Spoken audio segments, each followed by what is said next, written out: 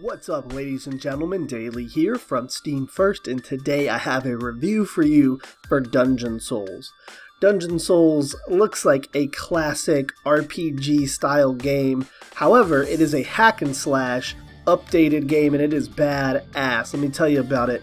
The game starts off by having you select a character. There's quite a few opening character options, I believe about 5 to 6.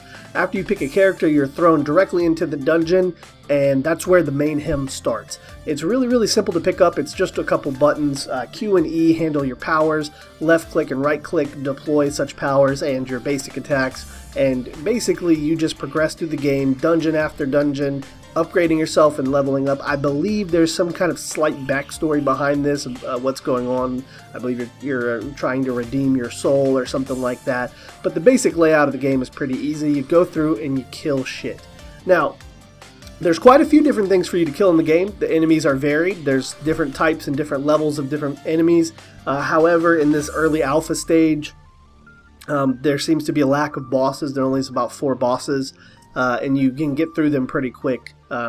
After you get to the last boss, which I believe, like I said, is the 4th boss that you fight, after that the game repeats on a higher difficulty. So you start out on dungeon 1, and then the next one will be dungeon 2, and the next one will be dungeon 3, and throughout each one of those numerical sequences you will go through multiple different stages. So you'll go through dungeon, sewer, cathedral, snow plains of 1, and then you'll go through dungeon, sewer, cathedral, snow plains of 2, so on and so forth until you either die or get bored of the game. So basically what happens is after you die, you're transported back to the main menu, or you can do a quick restart. If you go back to the main menu, you're able to spend some of the gold, I guess, accumulates with you, and you're able to upgrade the passive abilities of your character prior to actually going in. That way you can kind of get a heads up. There are a few issues with the game that I'd like to talk about, though. Really, first off, one of the main things is it's really unbalanced. On normal, the game is actually fairly easy if you're playing with certain classes. For instance, the Barbarian is incredibly easy. Once you get past the 3rd or 4th level and you're about to go on to stage 2, you'll have probably 40 health potions or so. Your health will be in the high 200s, and nothing will really be able to kill you if you have, certain items and abilities, and you play your cards right throughout the game. It's actually very simple. And then on the flip side of that, if you have a class like, let's say the Thief, for instance, who has about 40 health, enemies can almost one-shot you, and just a few enemies can kill you on normal mode. Now, flip that around into hard mode, and most of the classes don't stand a chance. Again, the Barbarian stands out as an easier class to play with higher health points and things like that. I just think a little bit of balance is needed there. It's not out of control, but there's enough there for you to notice. I had one of my streamers, Corrupt Ronin, play the game, and he noticed the same thing that I noticed right out of the gate. So that's one of the negatives. One of the other things is, as I said, I know this is alpha, and this is more of an impressions than a final review, but we're going to give a score for, the initial alpha or beta of the game, whichever it's currently in at the release of this video. The sounds were not great. I appreciate all of the in-game sounds. The coin pickup is amazingly rewarding. It makes you almost smile every time you pick up a coin or you pick up a gem.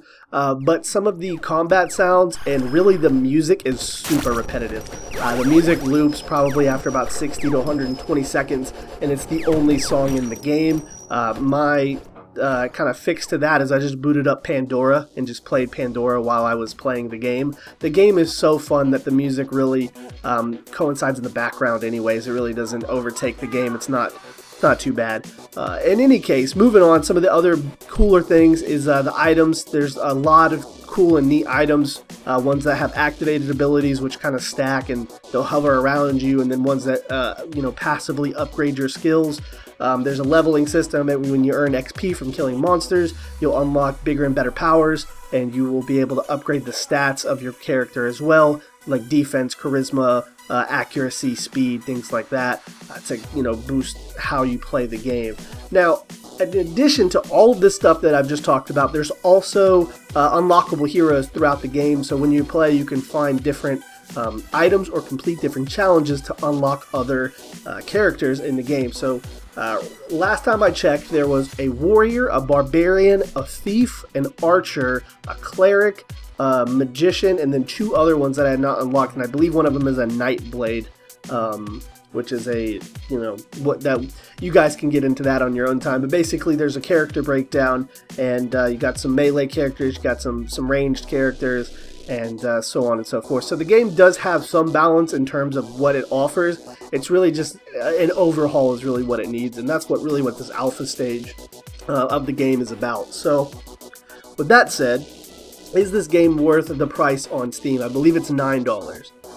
Yes, it was by far. I had a lot of fun. I put almost 30 hours into the game after I got it, and I really kind of want to play it right now. There's a lot of fun things that can happen just because of the randomization of the dungeons and things like that. But to recap, the general purpose of the game is you load up. It's a dungeon crawler hack and slash mix, almost like Diablo without a binding story.